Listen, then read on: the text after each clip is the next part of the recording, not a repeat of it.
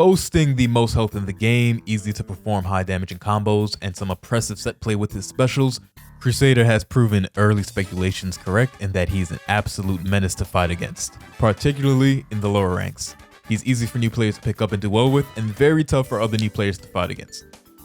There's lots of complaining about the character being broken, and he's got the wall, the super armor, the damage, the orbs, the javelins, and the hammers, but he's not unbeatable. In fact, he's not even particularly overrepresented amongst the top players on the leaderboards.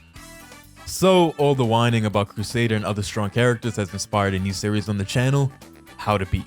Because here at Phoenix Academy, we don't complain, we adapt. Crusader's actually not that strong when you approach the matchup exploiting his weaknesses, and for that, you gotta lab it out in practice. The game is practically begging you to whenever you navigate to training mode. The single most important piece of advice I can bestow is to pressure him non-stop. Crusader's ideal positioning is near full screen where he can maximize the utility of his hammer attacks and projectiles while staying safe and not having his sluggish foot speed work against him. The only time a Crusader wants to be next to you is when you're sandwiched between his wall of death and his hammer. So, once you learn how to make Crusaders fear your pressure, bad holy water turns salty real quick. So what makes Crusader easier to pressure than any other character? Well, a few things. His attacks are super slow starting up. His fastest move to poke out of pressure is his crouching A, which is a slow 8 frames, meaning that the in-your-face characters with stubby attacks but great frame data can lock him down with frame traps and pressure resets, while the Crusader player will need some elite decision making as well as perfect timing to poke out of. For characters with a bit more range on their attacks, you can really dominate that close mid-range spacing. And I know you're thinking, okay Jay, but when I get in he could just DP. Well, his DP is fake. It doesn't have true invincibility like most of the cast. It just has super armor, meaning it can only protect Crusader from 3 hits. So yeah, multi-hitting attacks totally shut that down, but let me put you onto the real magic. You can train yourself to react to the startup of DPs in this game. All DPs are characterized by the red circle that expands from the character's center, but Crusader's DP has the additional tell of the golden light that shines down from above. And the regular invulnerable move means that your attack just hits air and has to recover fully before you can perform another action. But this super armor DP means that if your attack hits, it's essentially blocked, meaning it can be cancelled into another move. I hope you're following, because this is the ultimate key to demolishing Crusader players. You can perform your DP on reaction to Crusader trying to reversal DP through your grounded pressure, totally stuffing his power to reset the game to that specific neutral spacing that he's built for. And you get to continue your pressure for openings or guard break. Oh, and another thing, you can straight up just grab him out of his DP, but that's less reaction and more anticipation within the flow of the match. So now they're going to want to start using the back S, which is a counter move. This, however, is weak to lows and grabs as well, and it can be used on knockdown as a reversal because it has startup frames that are not invincible. You might see a really good Crusader start using this in block pressure if you're staggering your hits, but then you can try to bait it out and punish it. Okay, so now you're locking the Crusader down, but they're still blocking everything and you're not really getting an opening before your turn is over.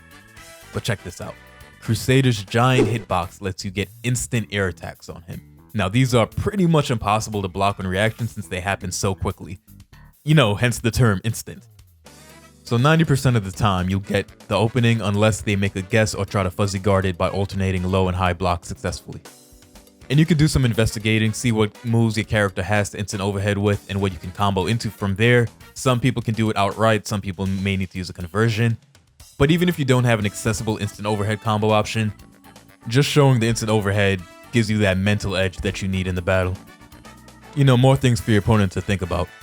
Essentially, if you do everything right, Crusader should be losing in close quarter combat every time.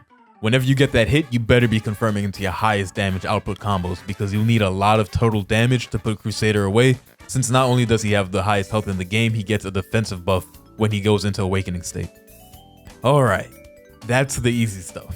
And offense is always easy because you're in control and ideally you want to abuse his weaknesses so badly that the Crusader player never gets to play.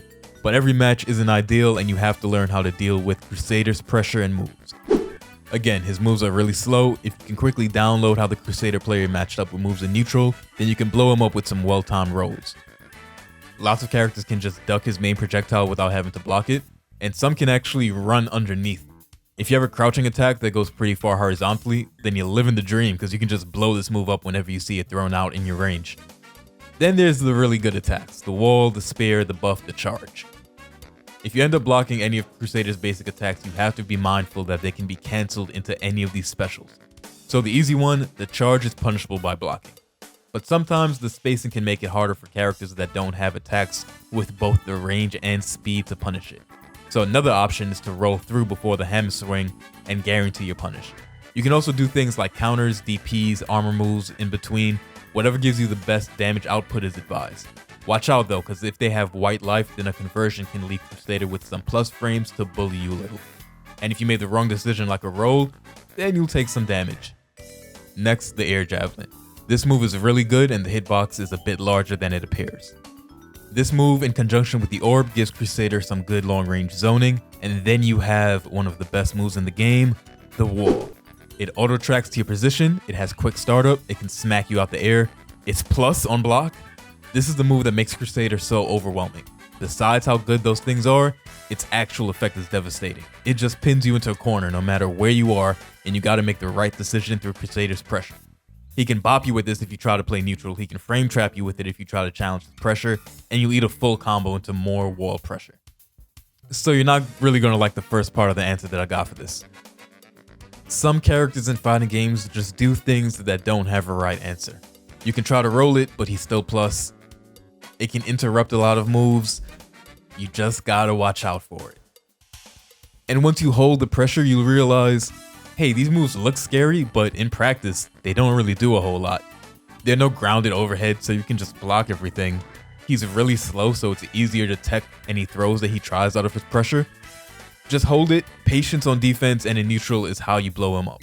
And here's why I love what the devs did with the game design for DNF. The javelin and wall are kind of impressive shutdown tools, but they're magic specials. Crusader can only threaten 2 or 3 specials at the start of the game before he gets into exhaustion, and then can only rely on slow hammer swings and his orb, which isn't that good as we've established. So how do we capitalize off of the patience that I'm talking about? Pretty much every character has either a horizontal projectile or a quick forward advancing move. Typically, these projectiles are limited by the recovery frames, preventing you from further action, and the advancing moves are gambles that are punishable when blocked. But remember, you just blocked a whole bunch of magic specials. Crusader just gave you the golden elixir, the holy grail, white life. And he's either running low on MP or actually exhausted. So you just have to discover what your character can abuse here. Kunoichi can throw Kuna and convert, which beats all of his normals and forces him to take the pressure.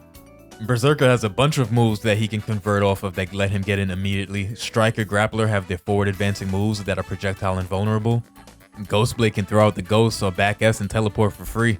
It's simple. Once you've done the neutral dance and Crusader has to watch his mana, do not let him play his game anymore. He's handed you the tools and now you get to execute the offensive pressure that you've practiced. It's time to frame trap him, blow up the DP, put him in the instant overhead grinder, take care of business. And now for the buff. The Grace of Lemidios makes him a terror. What it does is give Crusader super armor that protects him from one hit at a time. So now those slow hammer swings are much more threatening since you can't just snipe him out of them with faster attacks. On top of that, his hammer swings get additional hits, making them safer on block and giving Crusader bigger combo opportunities. Essentially, don't let Crusaders do this to you for free. If they wall, you get hit and then they pop it, cool, there's nothing you can do about that except, I guess, don't get hit by the wall. But on block? Nah. This move takes almost an entire second to activate. The moment you see this pious asshole get those blue hands, try to get 2 hits in. Most characters can't do this easily based on the spacing and frame disadvantage you're at if he activates it off of canceling a normal move, but you can at the very least take your turn back from him when he does it. Grace only lasts for about 8 seconds and Crusader has to spend either 50 or 90 MP to exit from this move with the Strike of Repentance on the ground or the Apocalypse special in the air. If he doesn't do that, then he enters a recovery animation where you get a free combo. So you have to keep a vague estimation of when the buff is going to expire. If you're on the defensive, start looking for roll opportunities when the 8-second mark gets close. You'll either be able to punish him directly for the hammer or knock him out of the air for a potential combo if you're savvy enough. But check this out. If you scoped out an opening after he activated Grace and you get a combo opportunity, you can get really wild and try to combo him just long enough so that when the combo is over or you manually drop it on purpose, Grace expires and you get a 2-for-1 combo opportunity. This time with a high damage counter hit starter like an S or MS attack, and you can gleefully watch his life drain away. And that, my friends, is how to beat Crusader. Oh yeah, and he has an infinite, but I can't do anything to help you there. You just gotta pray to the devs for salvation for that one. Hope you enjoyed the first installment of this new series. Be sure to let me know in the comments. And if you'd like to support, I have a Patreon and I stream on Twitch every now and then at JPhoenix0. Thanks for watching and see you next time.